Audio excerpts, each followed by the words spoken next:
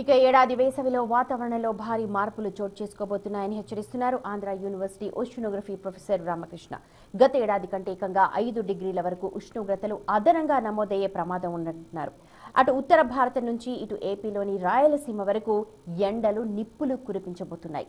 సాధారణంగా చల్లగా ఉండే జమ్మూ కాశ్మీర్ లాంటి ప్రాంతాల్లో కూడా ఉష్ణోగ్రతలు పెరగడం వాతావరణ మార్పుల తీవ్రతను సూచిస్తోంది. ఆంధ్రప్రదేశ్ విషయానికి వస్తే రాయలసీమలో భౌగోళిక పరిస్థితుల వల్ల కోస్తా ఆంధ్రాలో తేమ శాతం పెరగడం వల్ల ప్రజలు తీవ్ర ఇబ్బందులు పడే అవకాశం ఉంది. గత ఏడాది కంటే 5 డిగ్రీల పెరుగుదల అంటే అది సామాన్యుల ఆరోగ్యంపై, వ్యవసాయంపై తీవ్ర ప్రభావాన్ని చూపుతుంది అనేది ప్రొఫెసర్ రామకృష్ణ గారి అనాలిసిస్. పూర్తి వివరాలను మా ప్రతినిధి రాజు అందిస్తారు. సంవత్సరం వాతావరణం చాలా హాట్గా ఉంటుందనేది వార్తలు వస్తున్నాయి. ముఖ్యంగా గతంతో పోలిస్తే ఎక్కువగా ఎండలు ఉంటాయి, ఉక్కపోతలు, వడగాలులు వచ్చే అవకాశం ఉందనేది వాతావరణ శాఖ నుంచి వస్తున్నటువంటి లెక్కలు. అయితే అసలు ఈ నేపథ్యంలో అసలు వాతావరణం ఎలా ఉండబోతుంది, ఎండలు ఏ స్థాయిలో ఉండబోతున్నాయి అనేది ప్రస్తుతం మనతో Andhra university honorary professor Ramakrishna గారు ఉన్నారు. వారిని అడుగుతూ అసలు దాన్ని ఎక్స్ప్లెయిన్ చేసే ప్రయత్నం అయితే చేస్తాను. సార్, అంటే ముఖ్యంగా చూస్తే ఏ ప్రాంతాలు ఈ అధిక వేడి ఉష్ణోగ్రతలు నమోదయ్యే అవకాశం ఉంది, ఏమైనా ఎక్స్ప్లెయిన్ చేయగలరా? అంటే భారత వాతావరణ సంస్థ వారు ఈ ఏడాది ఇచ్చిన సమ్మర్ బులెటిన్లో ఏమని చెప్పారంటే, హీట్ వేవ్స్ ఎప్పుడు నార్మల్గా ఏప్రిల్ మేలో వచ్చే హీట్ వేవ్స్ ఈసారి మార్చిలోనే వచ్చే అవకాశాలు ఉన్నాయి. అది కూడా 3-4 స్పెల్స్లో వచ్చే అవకాశాలు ఉన్నాయని చెప్పారు. దీనికి కారణం ఏంటంటే, నిన్న అనంతపూర్లో టెంపరేచర్స్ 37.3 డిగ్రీస్ అప్పుడే రికార్డ్ అయినాయి. అది అబవ్ నార్మల్ 3 డిగ్రీస్గా వారు చెప్పారు. అంతేకాకుండా మనకి ఈ ఏడాది కొంచెం రాయలసీమ ప్రాంతంలోనూ above normal heat wave conditions, కొంచెం కోస్తా ఆంధ్ర వెంబడి నార్మల్ కండిషన్స్ ఉండే అవకాశాలు ఉన్నాయి. అంటే ఇప్పుడు ప్రతి సంవత్సరం కంటే ఈ సంవత్సరం నమోదయ్యే ఉష్ణోగ్రతలు ఏ స్థాయిలో ఉండొచ్చు, అంటే ఎంతవరకు టెంపరేచర్స్ పెరిగే అవకాశం ఉంది? 3 నుంచి 5 డిగ్రీల వరకు అబవ్ నార్మల్ ఉండవచ్చని భారత వాతావరణ సంస్థ వారు ఇచ్చిన ఫస్ట్ బులెటిన్ రిజల్ట్స్ అండి ఇవి. అంటే 3 to 5 డిగ్రీస్ అబవ్ నార్మల్ ఉంటాయంట టెంపరేచర్స్ ఈసారి. అవి మార్చిలోనే ఉంటాయి. అంటే అసలు ఇక్కడ ఈ మ్యాప్ చూపిస్తుంది దాని ప్రకారం అసలు ఇది దేన్ని సూచిస్తుంది, ఏం సార్ అసలు అది? అంటే ఈ మ్యాప్ చూపించేది ఏంటంటే, ఈ ఎర్రగా ఉన్నవి ఈ స్కేల్ అంతా అబవ్ నార్మల్ హీట్ వేవ్స్ ఏమండి. ఈ గ్రీన్ ఏమో కొంచెం నార్మల్ అనమాట. ఈ ఎక్కడన్నా ఈ బ్లూ ఉంటే బిలో నార్మల్, అంటే అంత హీట్ వేవ్ ఉండదు అని.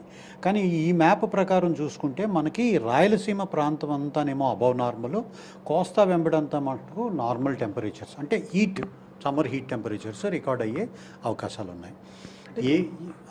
ఏది ఏమైనప్పటికీ ఈ ఏడాది మటుకు సమ్మర్ సివియర్గా ఉండబోతుంది అని వారు ఇచ్చిన ఫస్ట్ వార్నింగ్. అంటే ఇంచుమించుగా ఆంధ్రప్రదేశ్ కానీ తెలంగాణ ఈ ప్రాంతాల్లో 50 డిగ్రీల ఉష్ణోగ్రతలు నమోదైన సందర్భాలు కూడా కొన్ని ఉన్నాయి. ఈసారి అవి దాటే అవకాశం కూడా ఉంటుందా? అంటే ఇప్పుడు 45 to 50 డిగ్రీస్ టెంపరేచర్సే ఉండొచ్చండి. కాకపోతే ఏంటంటే ఫీల్ గుడ్ టైప్లో ఏమవుతుందంటే, ఎప్పుడైతే హ్యూమిడిటీ యాడ్ చేసామో ఈ టెంపరేచర్స్కి, హ్యూమిచర్ అనే కొత్త ఇండెక్స్ డిఫైన్ చేశారు. Humidity plus temperature is called humiture. ఈ హ్యూమిచర్లో ఏంటంటే ఎక్కువ హ్యూమిడిటీ ఉండి 45 డిగ్రీలు ఉన్నా సరే అది 50 డిగ్రీలు ఫీల్ లైక్ లాగా వెళ్ళిపోతుంది. దాని మూలన ఏంటంటే ప్రజలు ఇబ్బందికి లోనయ్యే అవకాశాలు ఉన్నాయి. కానీ ఎక్కడో రెంటచింతల, రామగుండం అలాంటి ప్రాంతాల్లో తప్పించి, ఒక్క అనంతపూర్ అలాంటి చోట తప్పించి 50 డిగ్రీలు టచ్ అవ్వడం కష్టం.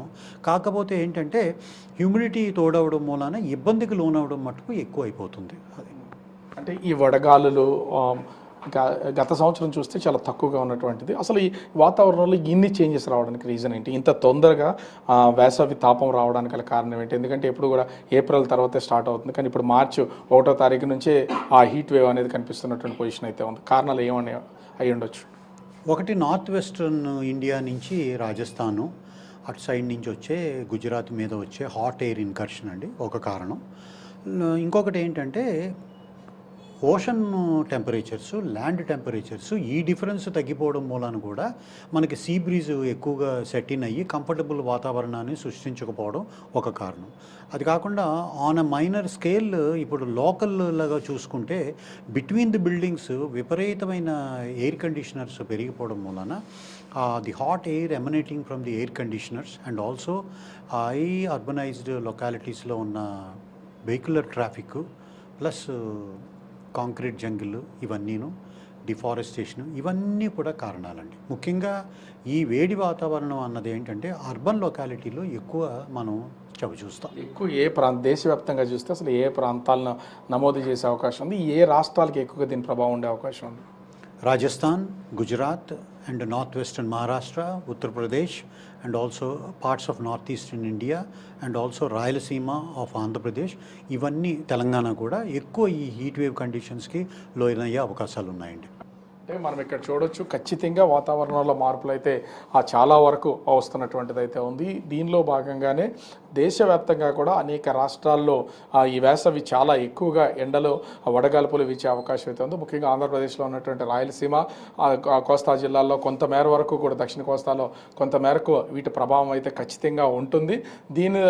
దీనిని బట్టే కొన్ని జాగ్రత్తలు తీసుకోవాల్సిన అవసరం కూడా ఉంది. ఇప్పటికే భారత వాతావరణ కేంద్రం హెచ్చరికలు జారీ చేసిన నేపథ్యంలో కొన్ని జాగ్రత్తలు అనేది ఖచ్చితంగా అవసరమని Andhra university honorary professor Ramakrishna గారు చెప్తున్నటువంటి పరిస్థితి కనిపిస్తుంది. కెమెరామెన్ అజయ్తో రాజు, బిగ్ టీవీ, విశాఖపట్నం. చూశారుగా, తెలుగు రాష్ట్రాల్లో ఈ ఏడాది వేసవి మునుపెన్నడూ లేని విధంగా ఉండబోతోంది. అటు తెలంగాణలో సాధారణం కంటే అధిక ఉష్ణోగ్రతలు, ఇటు ఏపీలో గత ఏడాది కంటే 5 డిగ్రీల అదనపు వేడి వెరసి ఈ సమ్మర్ ఒక అగ్నిగుండంలా మారబోతోందంటూ వాతావరణ నిపుణులు విశ్లేషిస్తూ ఉన్నారు. ముఖ్యంగా రాయలసీమలో మార్చిలోనే 40 డిగ్రీల దరిదాపుల్లో ఉష్ణోగ్రతలు నమోదు కావడం రాబోయే కాలం ఎంత భయానకంగా ఉంటుందో సూచిస్తోంది.